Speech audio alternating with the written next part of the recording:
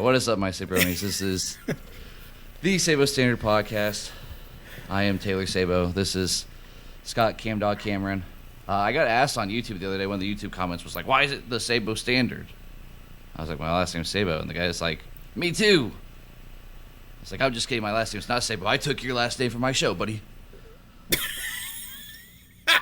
You know, it's really funny. I had a kid at school, like, how come it's Sabo Standard? How come it can't be like Sabo Camdog Standard? I'm like, I don't care. Trademark. I don't care. It's LLC'd. Listen, man. Listen, maybe man. Someday. Maybe someday. If people won the merch. That's right. Or maybe if we get like $1 million contract, or heck, we're just still waiting for the Miami fans to send me a real Miami cup rather than this U with a Sharpie on it. Yeah, the University of Cup. University of Dublin City Schools. What I need? I need like a quarter zip like this that says like, "What is up, my Sabronis?" You know, marketing is important, and I was thinking maybe we should do like flip-flops, tampons, different soaps. A calendar. If we we could have a swimsuit calendar of you and I, but not together. I got to do the blue steel. Blue steel? Magnum. A Tigre. What a classic. The kids don't know about the classic. They don't know it. Died in a freak gasoline accident. They do know. They would know one meme from me because it was all over TikTok. It was excuse me, brah. You're excused, and I'm not your brah. What is they would this? Know that part. A housemaid for rent?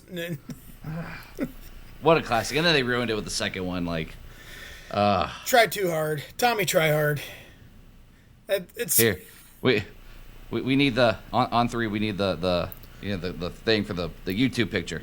Ready? All right, ready? All right, perfect. Hey, let's get started on some football talk. Obviously, we got a lot to talk about.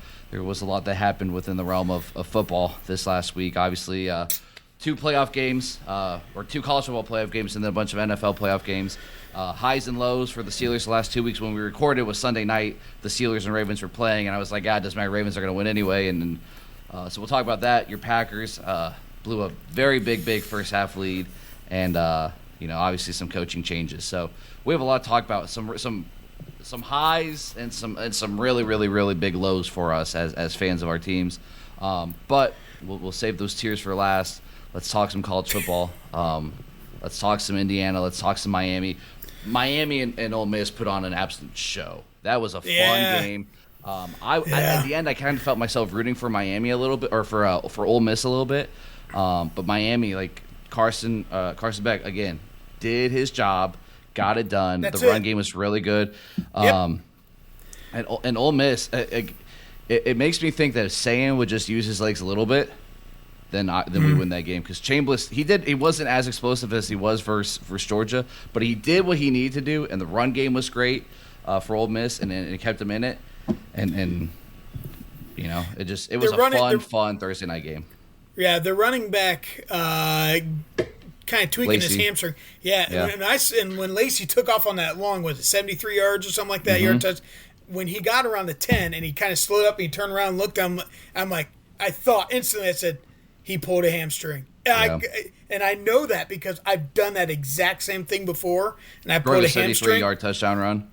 I did, yeah. No, but where you think you're outrunning someone, so you like slow up, and you turn around, like, oh crap, and you try, and it's just something about like your muscles, they're being, I don't know, it's probably some physiological thing, but so for him kind of being dinged up, and he still finished the game, and he was running and still breaking tackles and running through people was impressive, but yeah, it was just not enough. Carson Beck just did enough. I mean, he's doing a great job for being a 32-year-old college quarterback playing in the college football playoffs.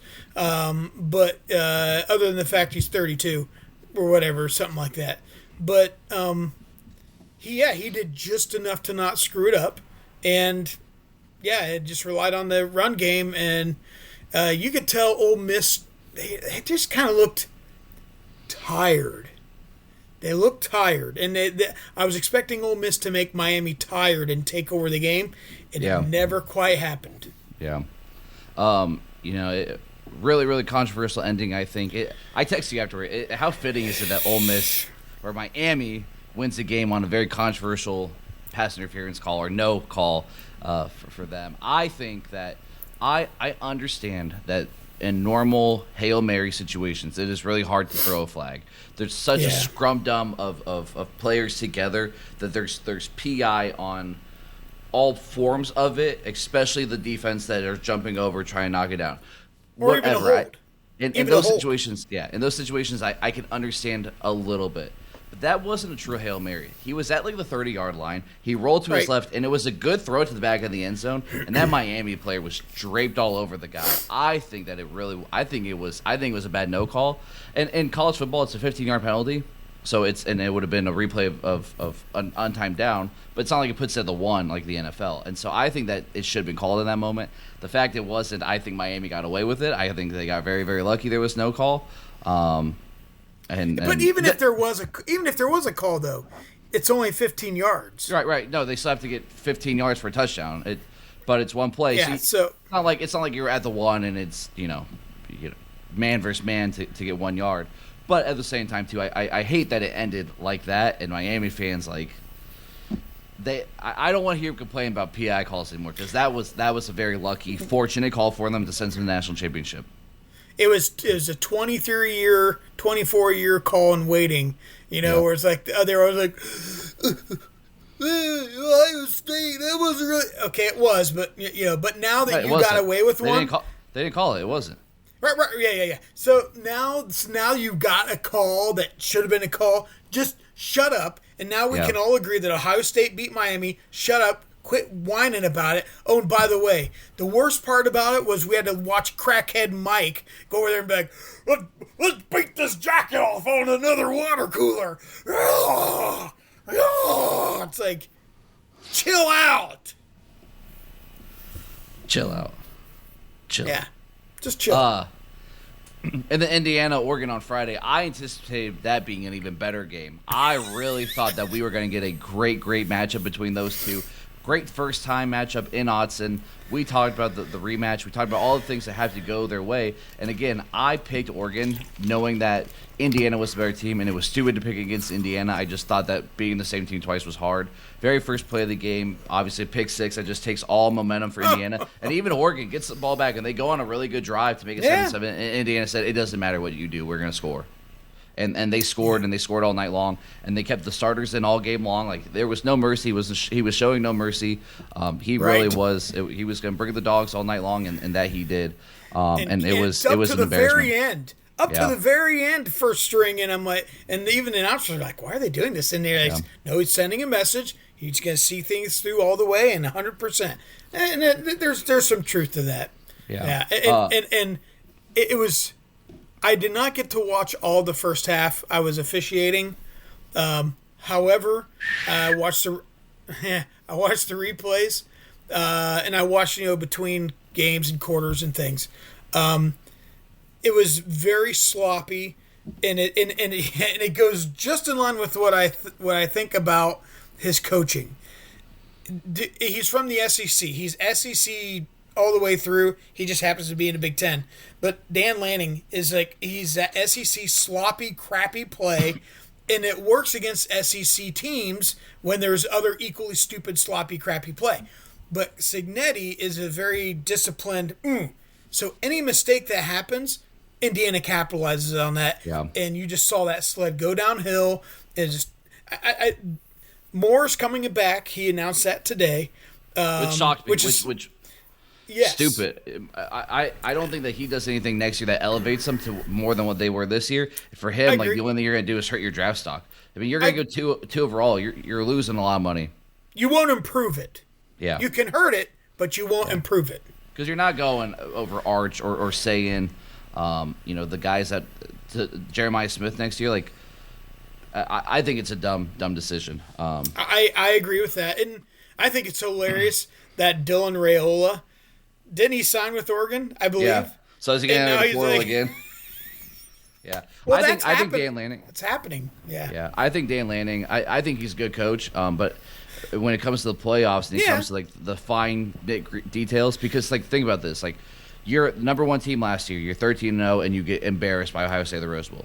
This year, you make it one more round further. You make it a semifinal round, and you get absolutely embarrassed by another Big Ten team, a guy that just outcoached you, out-physicaled you, all those things that Oregon football doesn't typically have. The physicality, they're all about speed, finesse, the physicality. I mean, Indiana beat them up all night long, and they dominated them. And I just Indiana, I'm so impressed with it. And I made this big Facebook post the next day because I was just thinking about it. It's like what they're doing in college football right now is unprecedented, and it's nothing that I'm about to say is a dig at them. It's just part of what college football is right now. It's part of the recruiting. It's part about playing the rules that are presented to them, and this allows them to do that. Their average age is 23 years old, and that makes a difference when other teams' average age is 19, 20, 21. Like a 2-year difference with college players is 2 more years of the amount of reps in a weight room. The practice, the reps that you get on the field, all those things, like that adds up. And when you have 10, 11, 12, 13 guys playing significant time with 2 years of extra reps of weight, of all those things that they get, you're going to have a big advantage. I put on there, I said the Green Bay Packers, your average age is 25 years old. So an NFL team with veterans that make it even more obscure than what it is, has a 2-year more, than a college team. They have dudes that have been on their third school. There's a few guys on their fourth school. There's at least 5 players on their third school. Like I just looked at guys that were recruited from the transfer portal last year that are on their third school. That was at least 5. And they get guys that have chips on their shoulder, and they play like they have chips on their shoulder. Yeah, Kurt Cignetti coaches every single play like he has has a chip on his shoulder. The whole team, the coaches, they celebrate, they play. Everything is like nobody's picking us. Nobody's picking us. Nobody's picking them. They're dominant. They're gritty. They play with a relentless effort, and they just dominated in all phases of the game. They're gritty? Would they do the gritty? They probably would. Mm-hmm. I bet they would. And, like, even from the opening kickoff, like, there was the opening kickoff. Oregon returned it. And the Indiana dude flew down. He just wanted to make that tackle more than that killer. And he just set the tone. And then the pick six. I mean, there was nothing that it was over. It was over right then and there. And so, this is good for Indiana. You and I talked about after the Big Ten Championship that the next game, the Rose Bowl, was the biggest game in school history. And they won that. That was the biggest game in school history. Now they get to play for the biggest game in school history for a program that has been the doormat of the FBS for years. They're going to win a national championship. I think, take them by 21. Like, I would be shocked. I'm not doing this again, but I would be shocked if Miami is able to compete with Indiana. I really am. I think that they are that good. They are that dominant. And I don't know how much longer this can happen. I don't think Cignetti can replicate this to a T to a national championship because other schools now are going to start doing this. We have to go get the 4th and 5th year dudes that were 2 and 3 stars out of high school because now they're 4 or 5 stars because they have all that age. They have that experience. They have those weight room reps. Like, that is the biggest thing that non-football people will never understand is the weight room reps. Like, I'm not the best coach when it comes to, like, being in the weight room and like, coaching weight room stuff, but I have been around coaches that is what it's about. And we have built, like, I'm part of a Galleon football program that has seen dudes, freshmen that put in time, freshmen their sophomore year, and by juniors, they are absolute dudes. They are dudes in the weight room, and those 2 years matters. And then you take college kids that have every resource available to them of nutrition, of the best coaching, of whatever, muscle you need to hit. They have that extra time. It makes a difference. It makes a difference. No, you're absolutely right. You're right in everything you said. Let's add on to this, though. Cignetti, great coach, does a great job. But, I think you and I talked about this, and I've had this conversation with other people before, too. He's got a lot of guys that have chips on their shoulder and have something to prove. Well, the problem is the higher the talent, the smaller the chip. Mm-hmm. And so now he's getting his program so good that he's attracting higher talent. Mm-hmm. I'm interested to see how he's able to keep those players motivated that he's getting that are higher talent. So I'm interested to see what happens in the next 2 or 3 years. If you were asking me right now who's the best college coach, it's clearly Cignetti. Mm-hmm. But I'm interested to see in a couple years how good he really is. But he can coach the kids who have a chip on their shoulder. That's kind of easy. Yeah. Sometimes it's harder to motivate and to facilitate and to keep everyone happy. There's a reason why Phil Jackson is a stud. Yeah. All those personalities and managing that stuff and to doing what he did, there's no question you will never convince me. Anyone else, I don't give a crap who you bring up. Phil Jackson is the greatest basketball coach ever. And it's not even close. It's not even close. Okay? Like, Phil Jackson's a 10 and, like, Red Auerbach's like a 6. Okay? It's not even close. Yeah. Because there's something to that. And I'm interested to see what Signetti does. But, yeah, man, Oregon, they just kept shooting themselves in the foot. And it was just sloppy. And you're right. They did show some grit coming back, making it 7-7, but then just dumb turnovers and woof! It was hard to watch for them.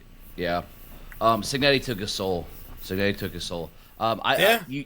talk about how does he do? I really don't think he's at Indiana that much longer, because for him, like when he signed that big contract extension, obviously it was still in the works, like this run. You will never. I don't think he can repeat this in Indiana. I'm not saying that they're going to be bad again. As long as he's there, they're going to be contenders. But like, you've done it in Indiana. What's that like? What's a dream job for him? Is it Bama? If like DeBoer, if he gets fired next year, is it Bama? Does he want an NFL gig? Like obviously there's some big time NFL gigs that we're going to talk about in a second. Does that get to the point of let's go do it at the big place now, and where. Or does he always want to be the underdog, chip on his shoulder guy? But I don't think he wants to. I think that he wants to prove everybody wrong, and he could do that in so many different ways. I'm real interested of it. I don't know. I know I could see that too. He has a chip on his shoulder, right? Yeah. And he wants to prove. If people say no, you can't do that, he's like, okay, watch me. And I think there is a degree to that. Does that mean he goes to Bama? Listen, man, if you're married to a supermodel, why do you want to go marry another supermodel? Right? I don't see that as a vertical move for him, other than, hey, this is where I used to coach. Yeah. Now, I can see the vertical move coming to an NFL team, but there's such a strong track record of college coaches don't cut it in the NFL. College to NFL, it's hard. It's a hard transition unless you were an NFL guy type of like Orion Day feels NFL a lot of times because he was with Chip Kelly with the Niners and with the Eagles. Right. Like he's been around that. Whereas Nick Saban, Urban Meyer, they were never NFL guys until they went to the NFL for the first time. Right. I do want to talk transfer portal real quick before we get in the NFL. We got to pick this game first. Sorry, we had to pick this game first. Yeah. Sure, go ahead. I think. Part of me thinks that we can still get a good – because I was so, like – I mean, I've been the biggest Miami hater, right? I was the biggest Miami hater. There's no way they can compete with Ohio State, and they did. And Ohio State's been the only team to be able to compete with Indiana in the last, 5-6 games. Like, Ohio State was a 13-10 loss. And so maybe that speaks more about our Buckeyes than we thought. Indiana's, after that game, has just absolutely peaked. I think Miami is going to play gritty. They're going to play the same chip on their shoulder that Indiana's going to play with.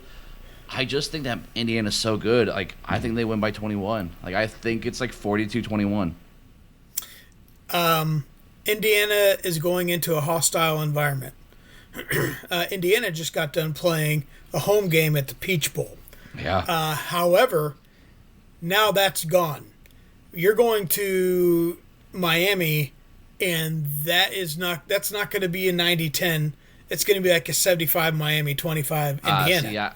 I think it'll be 50-50. I think these Indiana people, they're going to pay their money to go. Yeah. That's true, yeah. So, but it's definitely not going to be like it was, okay, at best.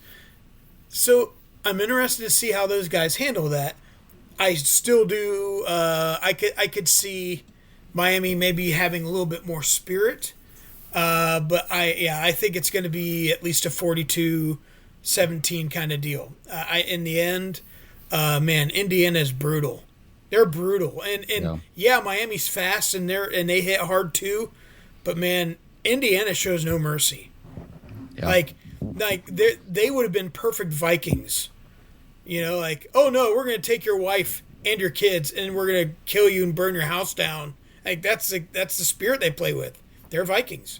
Yeah. And so, yeah, I think it's going to get ugly eventually. Yeah. You want to do your Mendoza impression? What was Mendoza like after the game? We have so much synergy with our team right now, and our guys, there's nothing I can do but thank the Lord above, and I'm telling you, there's so much synergy between the top of the program and the administration of our wonderful school, and there's nothing more than what our Coach Signetti. He is fantastic, and I'm telling you what, the Lord is with us in every step of the way. There's so much synergy between the Lord, the administration, and our team. It's great, isn't it, Aaron Andrews? No, and it is a great story, man. Him coming from Cal, and of course there's a long track record of Cal, and his dad being who he is, and his mom's sick, and of course to win a Heisman. And you talk so much about the Heisman curse, and he's one game away from winning national championship as a Heisman winner. I am wondering though if Brent Musburger is going to show up to the national championship game just to hit on Fernando Mendoza's aunt. There's a good chance. 50-50. Oh, what do you know? Look what the camera's found. Oh, she is a beautiful MILF. Oh, I tell you what, she is absolutely fantastic. There's a reason why. Look at those genetics. And then Dan Fouts will come on. Well, Kellen Winslow, I played with his daddy. Go Chargers. I was gonna do a Waterboy line. Gosh, I don't remember how it goes, and then the Waterboy between those two. Transfer portal, real quick, because we gotta talk NFL. You got Chicago PD at 10 p.m., so we only got 26 minutes. We gotta get through this. It's my wife and I's favorite show, man. It's our date show. We don't want to make Miss Cam Dog mad. Yeah. Transfer portal, we benefited from it, and so I don't want to be the guy that cries about it when it doesn't benefit us so much anymore. We got a kicker today. Did you see that? Yeah, we did. We've made some moves. Like we've made some moves. We got the Bama dudes. Like we've been doing okay. Like it's not like we're just losing everybody and bringing nobody. We benefited from. We got Will Howard. We got Judkins. We got Caleb Downs. We got we got all those guys. And at one time we got those three dudes that were so monumental in bringing a championship to Ohio State. Abe Benosa was an Ole Miss transfer. Sayin is technically a transfer, but I don't really count Sayin because he was there for 2 weeks and was there for Nick Saban. But like we had dudes that were a big part of our national championship run be transfers. So it's benefited us. But at the same time, too, kids that have left Ohio State, besides Joe Burrow, who was not great his first year. Like Haskins was still been the starter had Burrow stayed. Haskins was not good that first year. Or Burrow wasn't. Obviously, Burrow became great that second year. But besides Joe Burrow, like who has transferred from Ohio State and has been great? But the problem is just the amount of players that left Ohio State, or Bo Jackson, who was like thinking about leaving Ohio State because there is just this unlimited, like, hey, we could get you more money here, so consider it. And that's where the sport is broken, and that's where it's so hard to like justify this, to be a fan, to think that what is going on is okay. The moment that Bryce West left, why does Aaron Scott like? Why? And Bryce West, you're going to Wisconsin, and I guarantee you it's about this. Bryce West was a Glenville kid. Those Glenville kids, like, they live and breathe and die Ohio State football. And you had a chance to start, and you just won more money. And maybe Ohio kids are cheap. That's the thing. They're cheap for the university to pull in. So they start seeing the dollar signs now, and it's changing. But because there's no regulation on the cash or the NIL or the people running the NIL that can be like, hey, tell your kid we can get him here for this amount. It's like, why recruit high school kids anymore? And that's why I think like Ohio State they're gonna bring in 10 kids in a year of high school recruits and bring in the rest as transfers, because you're gonna bring in 25 kids and half of them are gonna leave because they didn't get enough playing time, and because other schools are like, hey, if Ohio State can get that kid, we can get him now for $4 million. Obviously he's got to be good at Ohio State if he's going to Ohio State. Sure. And it's just hop, and it's no development. Like, you're not able to like develop these kids like they were before because they're not there in your program enough. And it's hard then as a fan. Like, why do people not love college basketball as much anymore? Because with the one and done, it was hey, this is my team anymore. And with Ohio State right now, like, I don't know what our defense looks like next year. Like, I don't know those names. I don't know those kids. There's not that personal connection with them. Whereas college football has always been about the personal connection with your sport, right? With the kids, with the coaches. Like, they're at least there a couple years. Yeah. And the NCAA has no double backbone to do anything, and it's ruined. The offseason is ruined. The calendar is ruined. The transfer is ruined. And then we go get a great game like we did Thursday night between Ole Miss and Miami, and you're like, my God, the sport is great. I love everything about the sport. This is awesome. This is awesome. This is awesome. And then they go tell Chambliss, like, hey, you can't have another year of eligibility, but that one, the TJ Finley kid who's going on his 7th school, hey, you can still play another year. Like, and right. I'm Chambliss, I hope Chambliss goes and balls out in the NFL. I think he's a good quarterback. I think he'll do okay. But the dude was a D2 guy for a long time and comes in and wants to be at Ole Miss. He wants to stay at the school. He wanted to stay at Ole Miss, like he was going to. And then NCAA said no. Like, it's a joke. It is inconsistent. And a fellow educator named Leroy Smith, he's at Travers with me. He was a running back at Bowling Green in the mid-'90s. And so we talk a lot of football a lot. And we were talking today, and we're like, it's wild that like these really mid-grade quarterbacks are getting now like $4 to $6 million. And it's like they're just begging for a commissioner. They're begging for oversight, and no one's giving it to them. The adults are ruining the sport. Whether it's the people of lack of oversight, whether it's the agents, whether it's the parents who are money hungry and they're like, my baby boy can get $50,000 a year to take some snaps. I think that's a great idea. Yeah, well, it's just so dumb, you know. Yeah. And so that's the thing. I know there's a whole nother camp of people who are like, well, I think players should be getting money anyway. I have personal feelings about the pay thing. I think that is, and I think there's valid points. It's not that they're getting paid, it's the amount that they're getting paid, but as long as people are still willing to pay it, it's stupid. However, I think there's less and less private donors, because private donors are going to run out of money. Unless you're like an oil tycoon, kind of Texas, Oklahoma kind of, you know what I mean?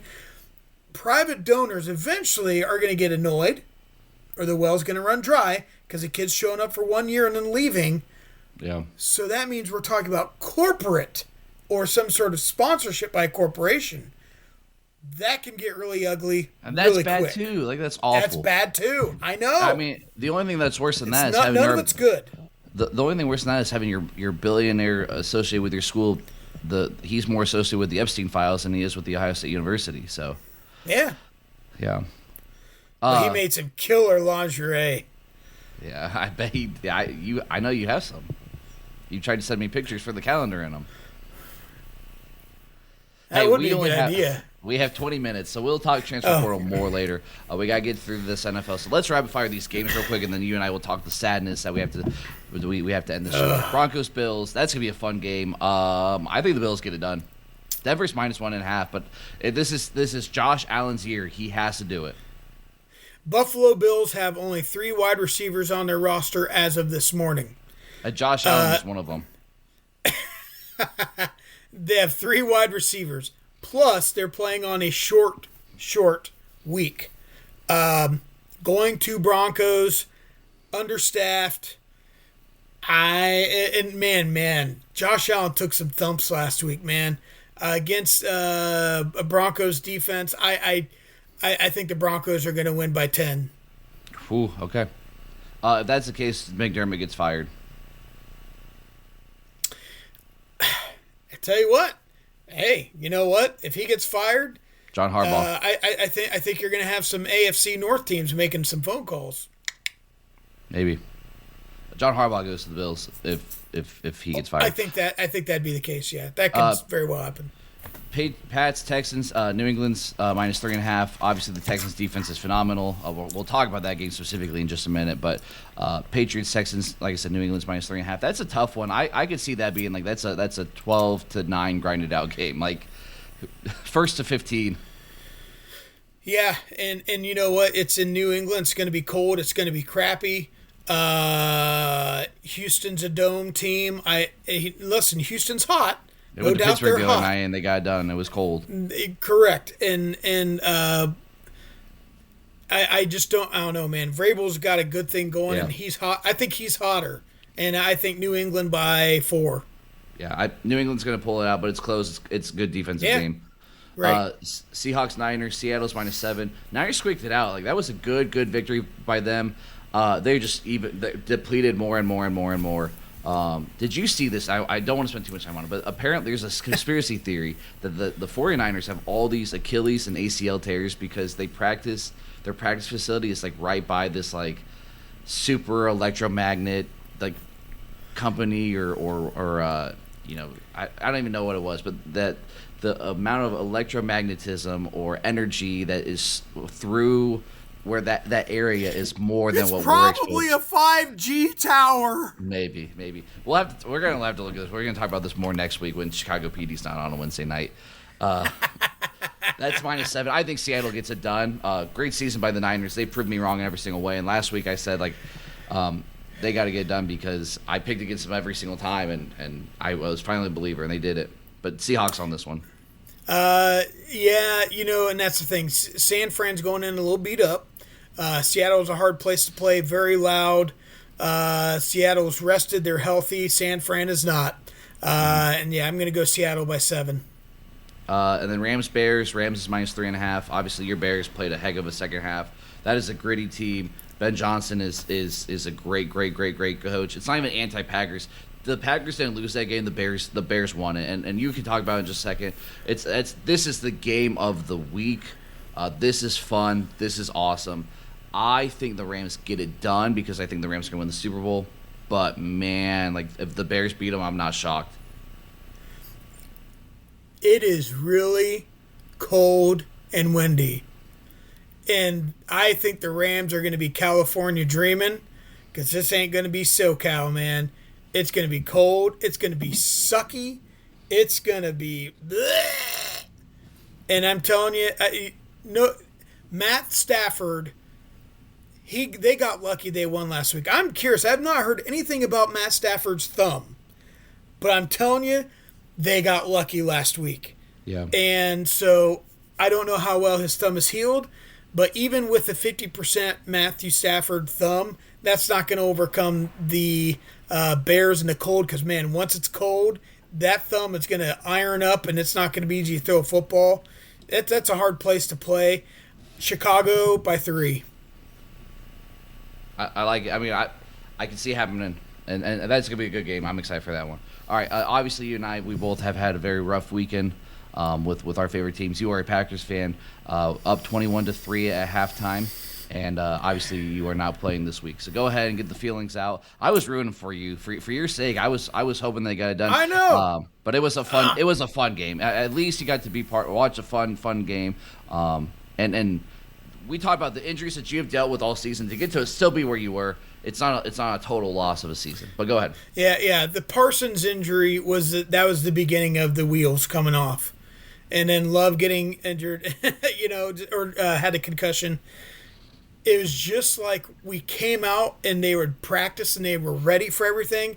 Then all of a sudden, the Green Bay Buckeyes showed up and they have no kicker.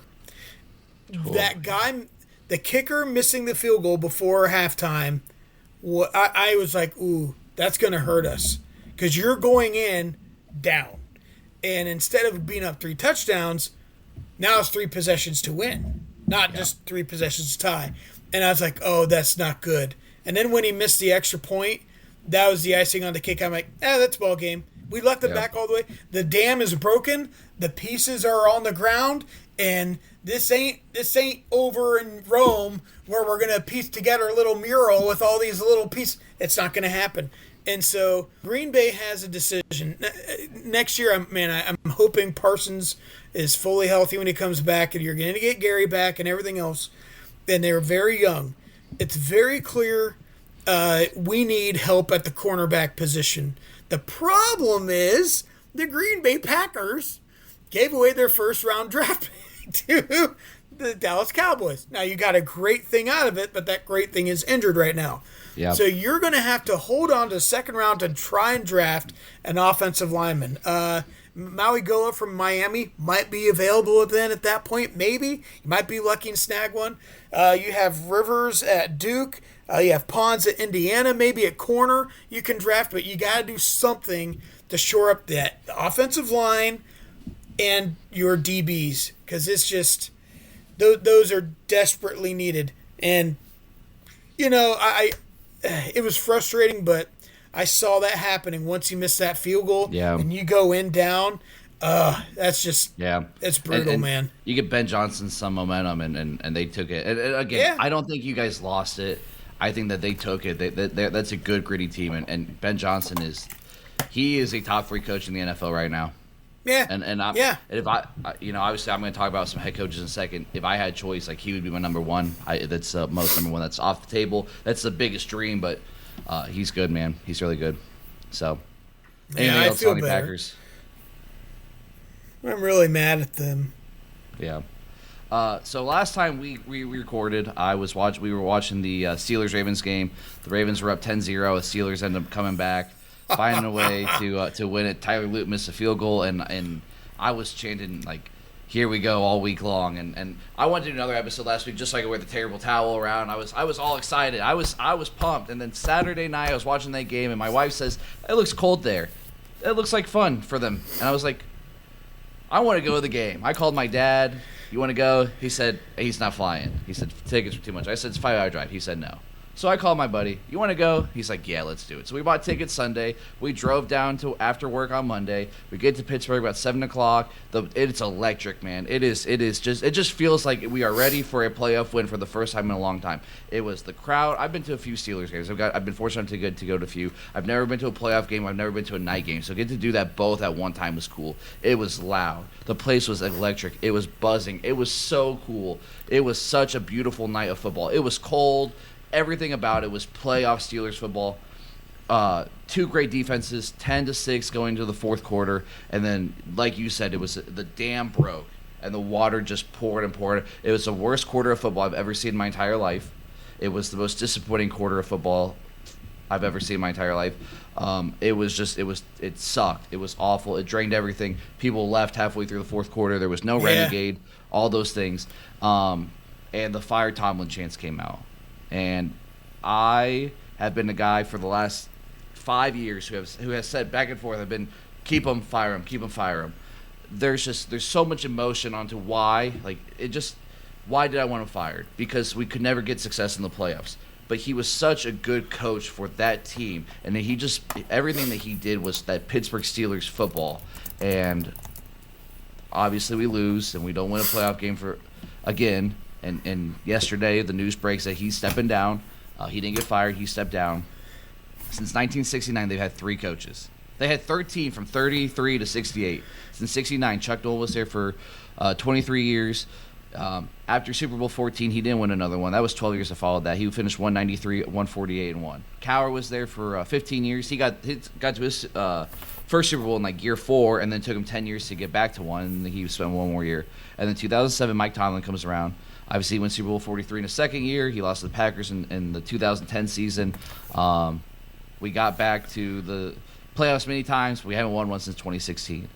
But every year, we were going to guarantee ourselves 9 or 10 wins or 8 wins, not a losing season.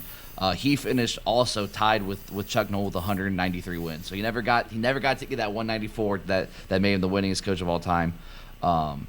I've been on the fire Tomlin train for some time, but I think yeah, you do a better Cowher impression than you do Signetti. I think that the overwhelming, just what I see on Facebook and Twitter, the fire Tomlin chants the other night, the amount of times I heard people try to start it and it just didn't pick up. Now I know the Buffalo game, it was real bad. You see on Facebook, you see on Twitter, you see the videos where it was bad throughout that entire game, the fire Tomlin chants. But I think that we all knew Monday night that there was a real possibility that was happening the next day or as soon. And you had your jabronis that were yelling it, but overall it did not pick up, which I do like. I didn't want that for that moment to lose like that, for him to leave the field with the overwhelming fire Tomlin chants. Now it did clear out quick, so there was less opportunity for that. But I was 10 years old when they hired Mike Tomlin the first time.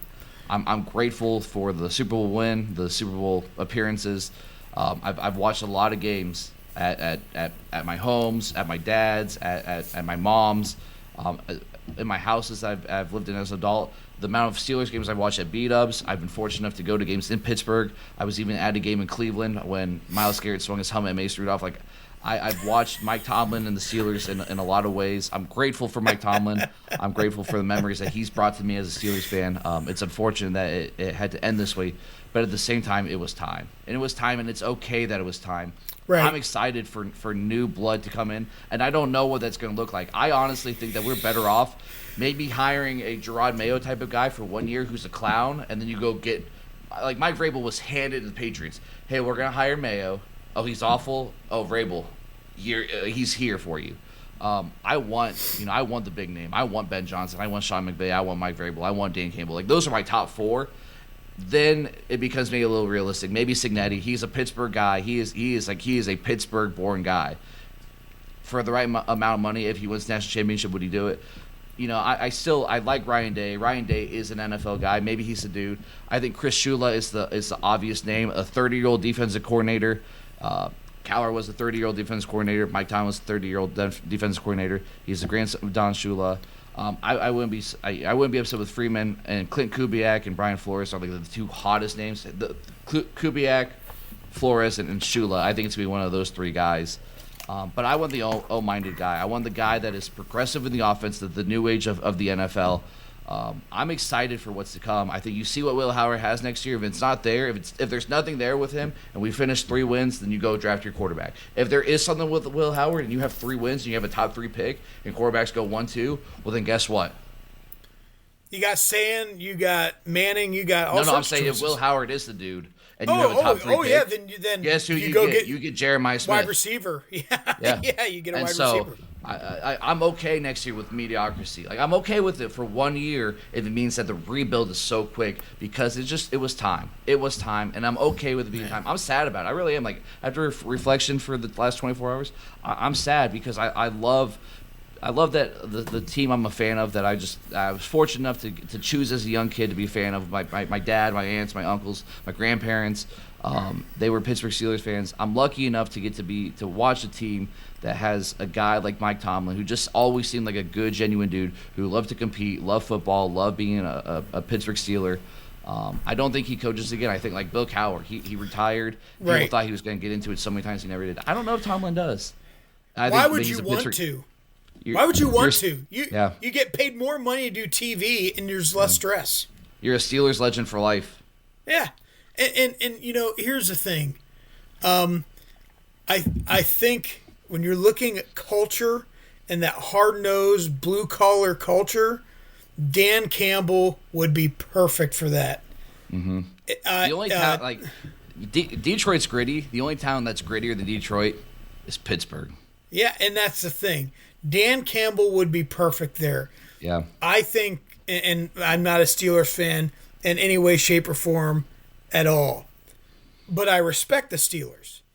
And I think for that reason, if just out of respect, I think Dan Campbell would be a great home run hire there. You swing, can't miss. Yeah. Like I said, my top 4 is Ben Johnson, McVay, Vrabel, and Dan Campbell. Those are my top 4. I think all 4 of those are unrealistic. And then I think after that, my list is kind of like. I tell you what, I wouldn't call Dan Campbell unrealistic. Yeah. I think he would listen. Now here's the other thing. Yeah, you're talking about the wheels falling off. Man, you talked about the lack of wide receiver ability for the Steelers this year, and you saw that really come out in that second half. I felt bad for Aaron Rodgers. Hey, Packers guy here, hello. Thank you, Aaron Rodgers, for your career. You gave my boys a Super Bowl, right? Yeah. Man, I grew up on Brett Favre and just seeing that and so, yeah, man, we at Green Bay we had 2 quarterbacks in like 30 years or something like that, And so, I get it. It's a change, but it's a change that has to happen. It's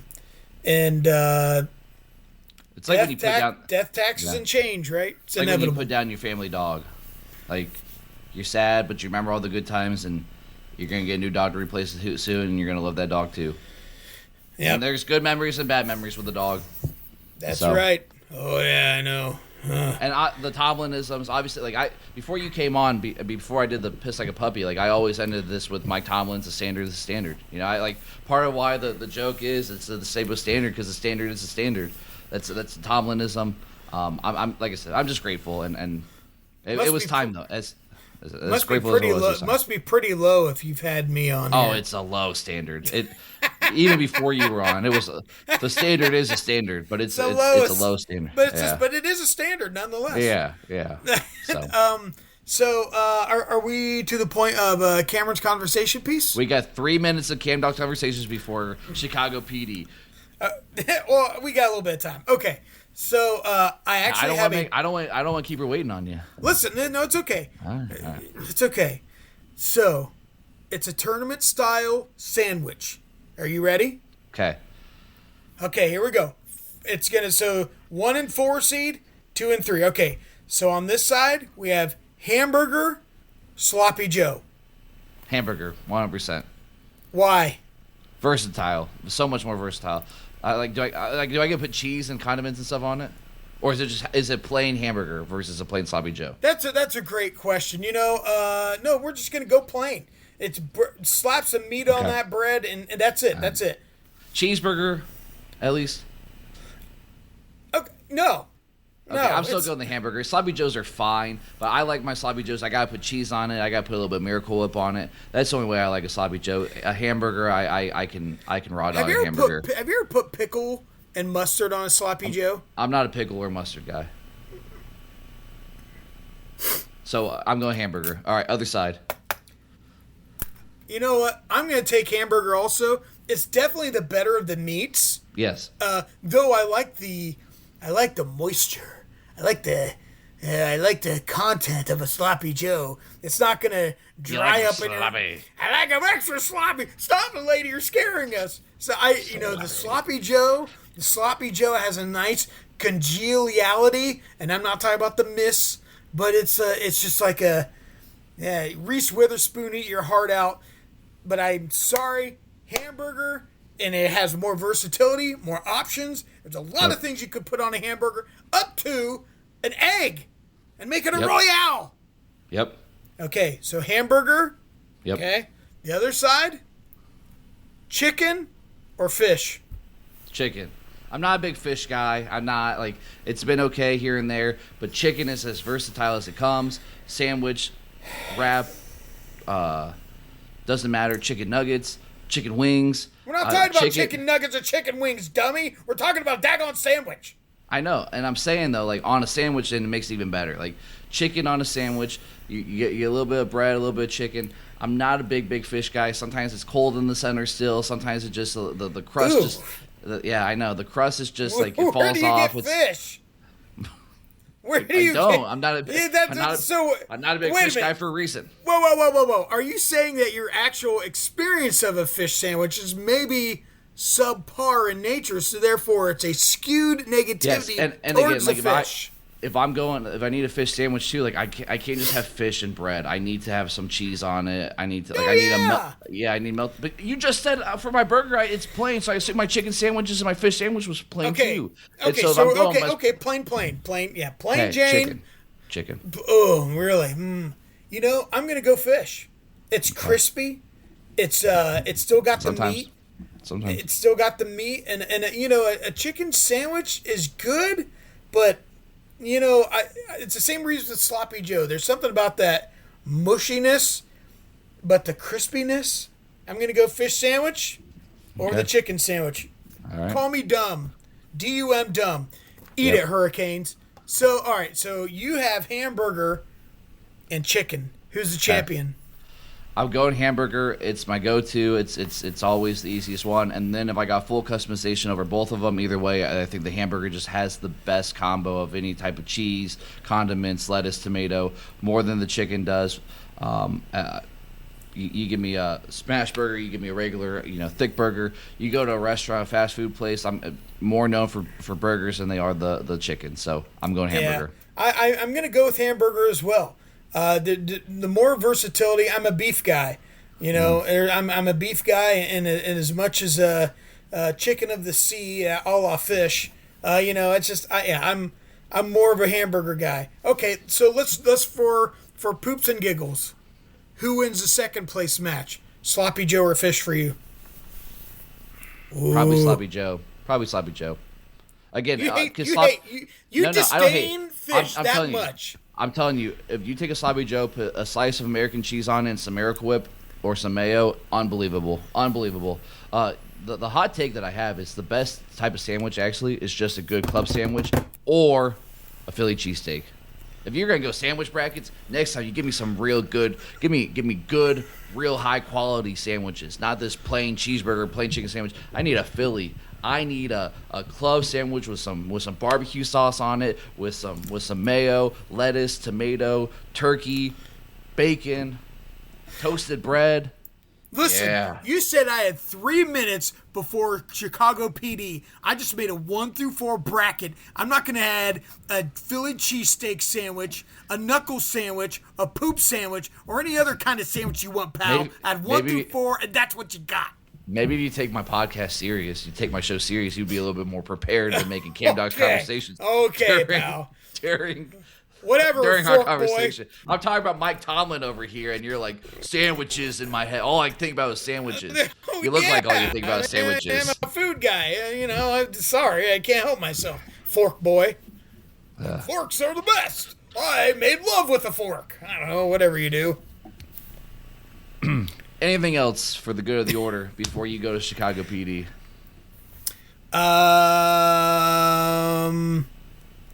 Boy. Yeah, I think it's going to be interesting to see what happens with the transfer portal because of school kids that don't get into a school or don't get accepted. I'm interested to see if some kids come back to Ohio State somehow. Yeah, Milan was kind of the rumor too, and then he went to Notre Dame yesterday also. But yeah, we will see what happens with it. Yeah. I'm interested to see these NFL coaches openings. We didn't really get to who goes where, other than we think Harbaugh would go to the Buffalo if he gets fired. We'll see what happens with these jobs and these openings and who's in play. I think McDaniel's going to go to Cleveland. I think Stefanski's going to go to the Giants. So we'll probably have some of those to talk about next week. And got some NFL games to talk about. We got National Championship that we will cover next week. We're doing this on Wednesday night, but that's just because I was at the game Monday night and I was pretty dead tired yesterday. So next week we will be back on our normal Monday or Tuesday schedule. Yeah. All right, well, we'll end with Piss Like a Puppy, Stay on the Porch, but in honor of Mike Tomlin, because the show is the Sabo Standard Podcast, we really honored Mike Tomlin in the beginning with the standard of the standard. Here is Mike Tomlin telling us about that standard being the standard. Mike, take it away, and then Jamal, you got it after. The standard is the standard. That's our motto. That's our creed. That's our approach. Because if you go piss like a puppy, stay on the porch and let the big dogs eat.